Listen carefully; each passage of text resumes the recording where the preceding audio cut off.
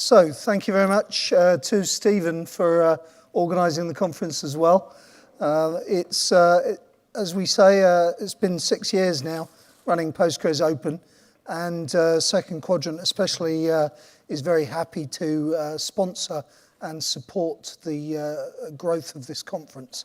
And that's one of the reasons why we've chosen to become Diamond sponsors this year, not because it gives me an opportunity to talk. So I've got 15-20 minutes to talk to you, and I want to make it clear that this is a commercially sponsored presentation, okay, which has a lot of interesting themes to talk about. So first off, why is a British guy standing in front of you in Dallas? And that's an interesting question, which leads on to some other things.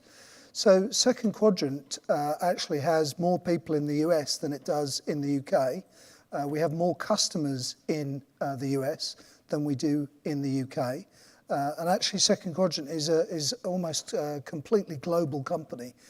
So around a third of our turnover comes from the US, and actually that's spread reasonably well across the whole world. So actually although we're a small company, we are actually a multinational company, and very happy to be here in the US. So it's not like we're trying to break into the market or something. We've been here for 10 years. So that's something that sometimes people say, oh, Second Quadrant, they're a European company. So that's the first thing I wanted to address. The next thing I wanted to talk about is why here? Why is this conference important? Now, the name gives it away. This is Postgres Open. This is a multi-company event that supports the PostgreSQL database, and we support that, okay?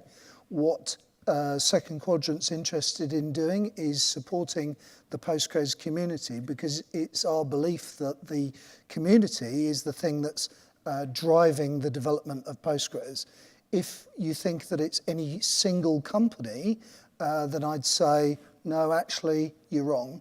There isn't any companies that are contributing more than 20-25% to the development of the whole project. So it's actually a very strongly multi-company project. And as a result, we think that the way that the ecosystem around that should be organized is in a multi-company way, okay? And that's why we're here at Postgres Open, and you won't see us at some of the other events.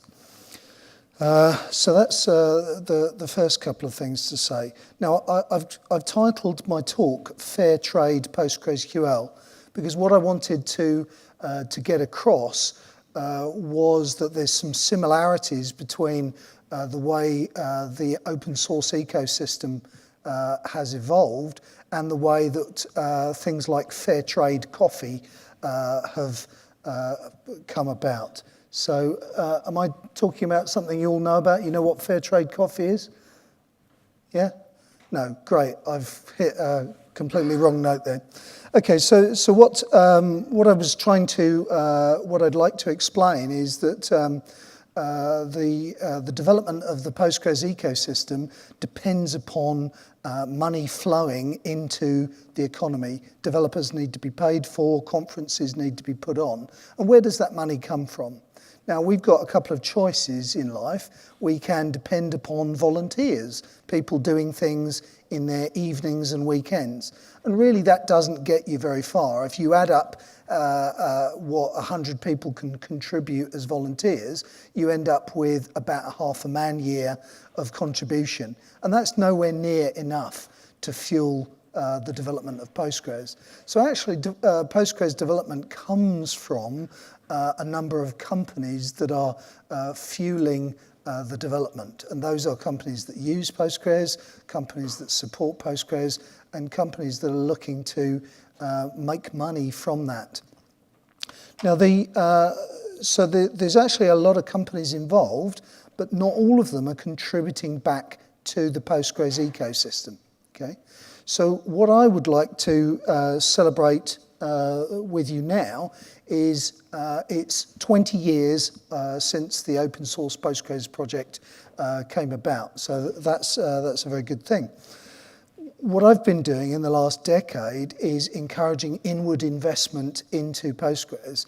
And I'm happy to say that we've managed to get through Second Quadrant 20 man-years of inward investment into the development of Postgres. Now that may not sound very much, but it's actually the single largest contribution to the development of Postgres so far.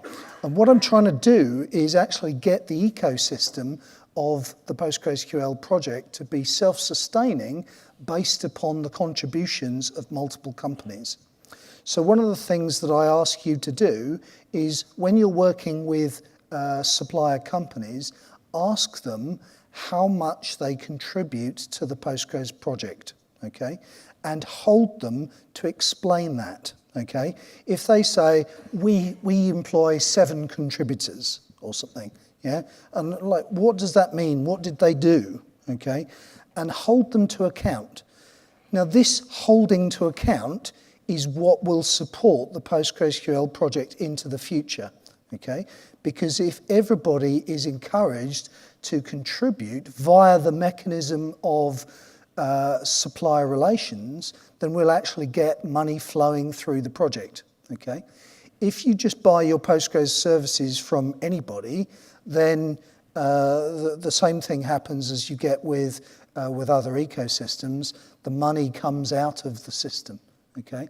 So make sure you encourage people to ask the question of what does your supplier do for you? What do they actually contribute? Now, I know what you're thinking.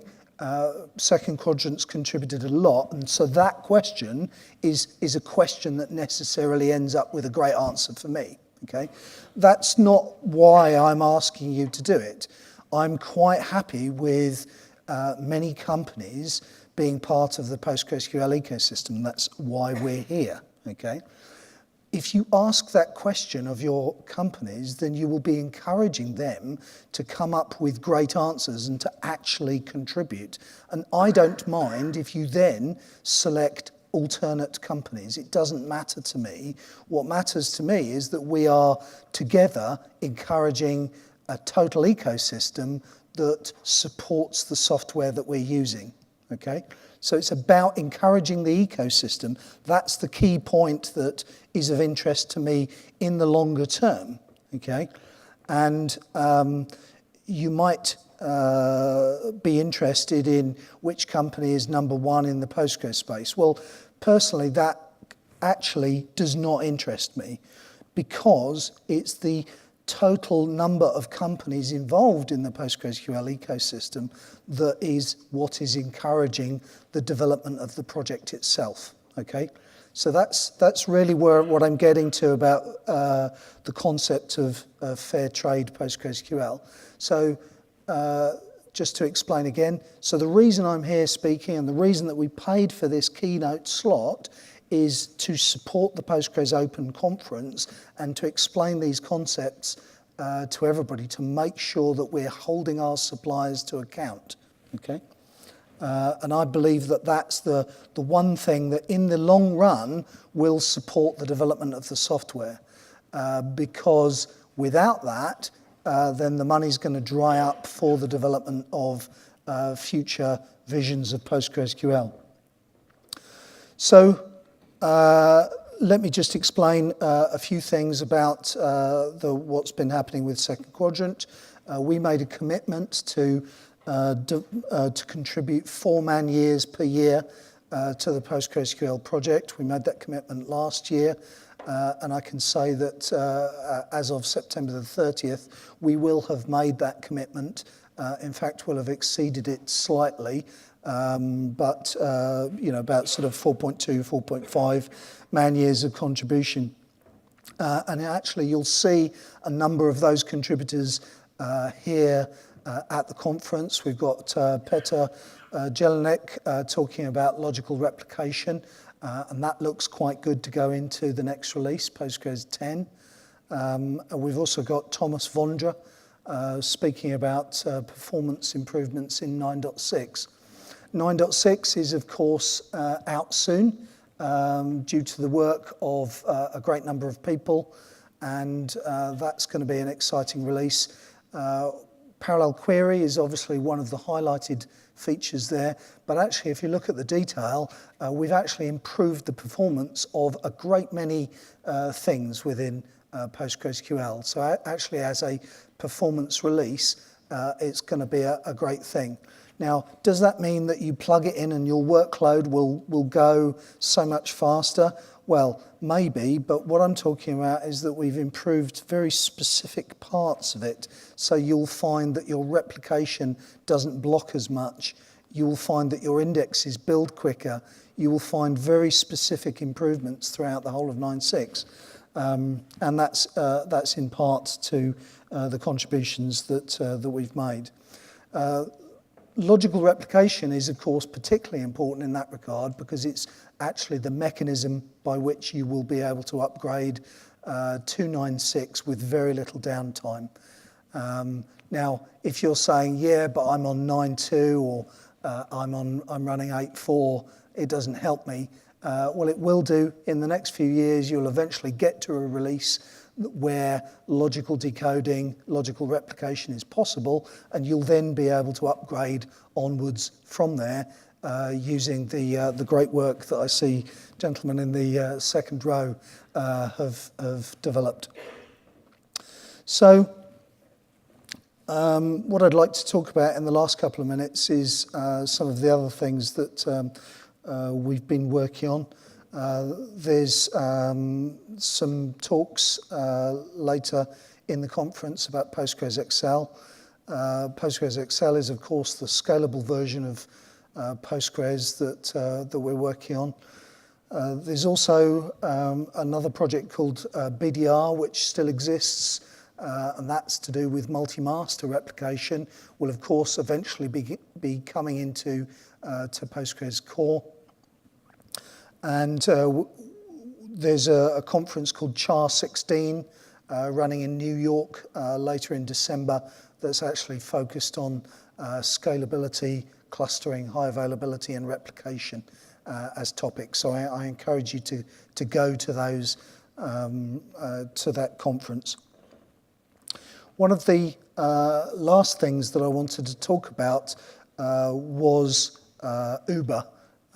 Is everybody aware of a blog that was written by some guys at Uber about their choices of Postgres?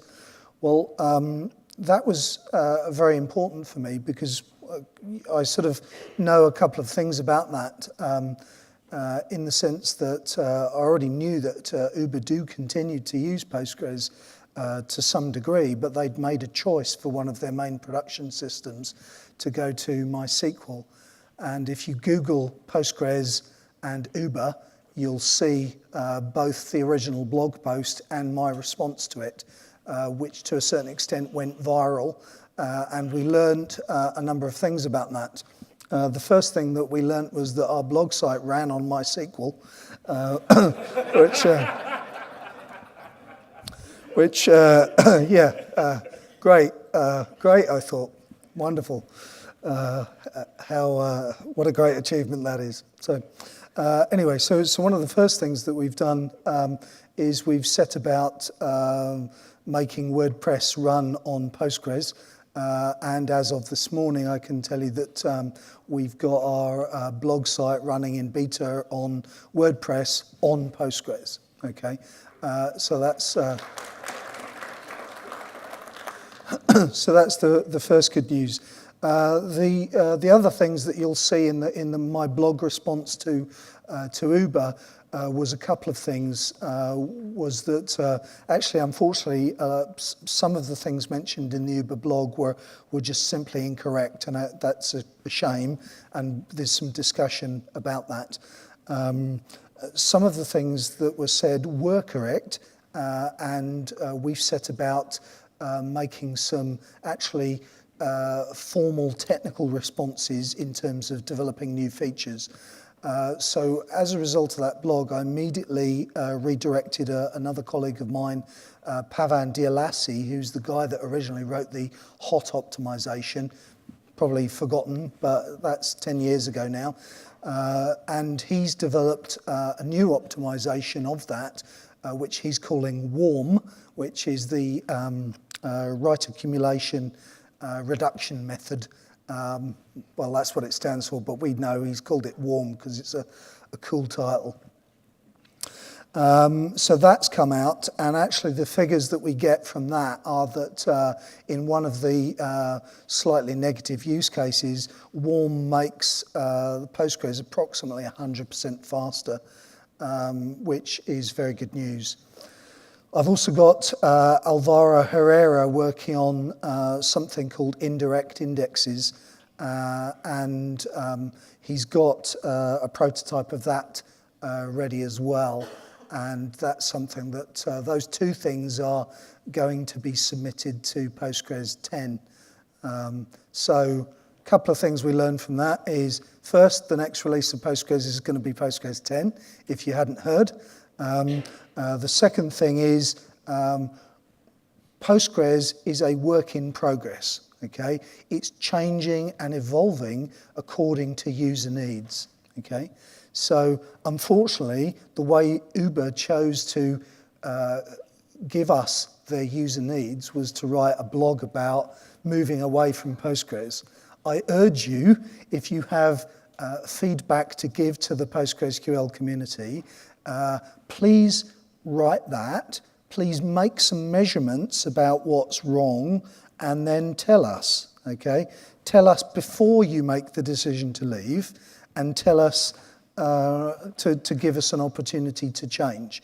So the reason I'm telling you this is to highlight that we are able to listen, we are able to change, and one of the things that is making Postgres successful over a long period of time is our ability to take good ideas from other places, okay?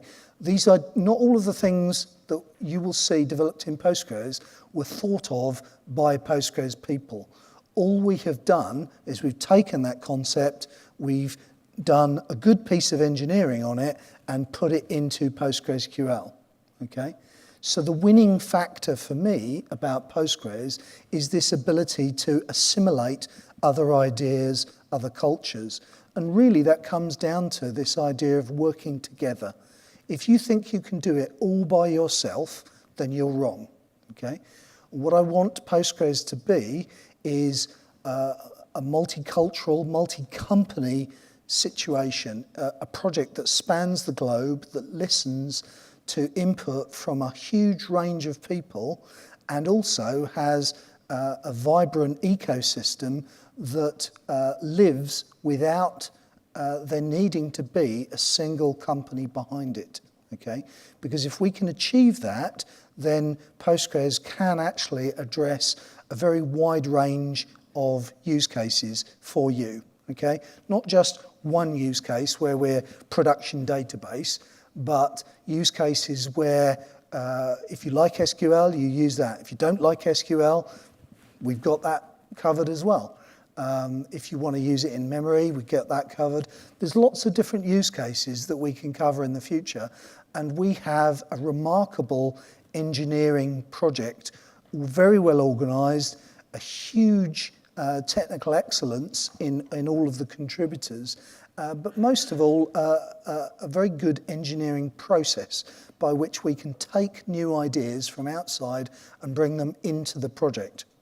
And all of the other projects where they're single company, single idea projects, they don't really have very far to run. If you look at where some of these guys are going to go to, if they've said we're NoSQL, and then somebody says, well, it'd be really nice if you had SQL, what do? Well, actually, I'll tell you what you do. You go and get Postgres, and you stick it on top of your other project, and then claim that you've added SQL to it, okay?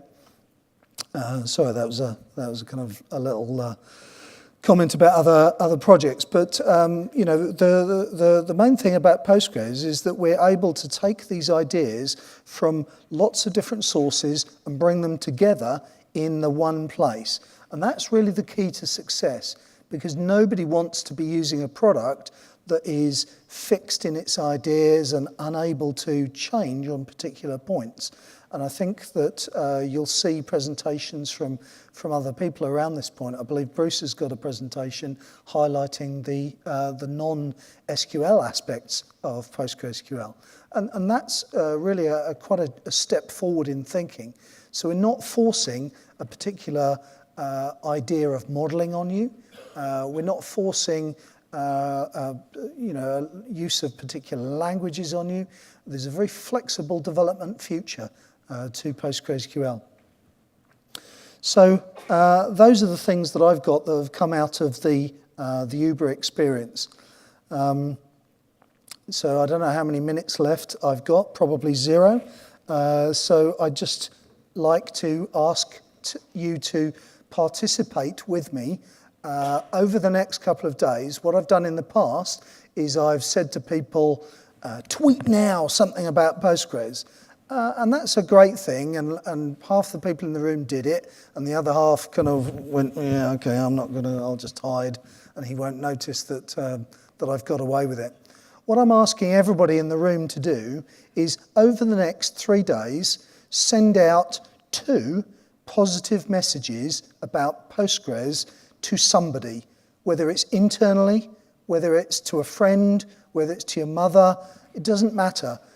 Tell somebody about what's good about Postgres, okay?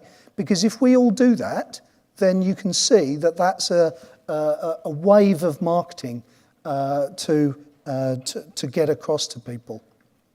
So 2 positive messages, okay? And 1 negative one, okay? Tell somebody on the project in detail what you would like to improve about Postgres, okay? So over the next 3 days, in writing verbally, and I don't mean midnight while drunk, you really should do this. Yeah, that's not what I mean. Yeah, pass the feedback sensibly to somebody, okay? And by the way, 2 people can't stand together and tell each other about what they like about Postgres. That doesn't count, okay?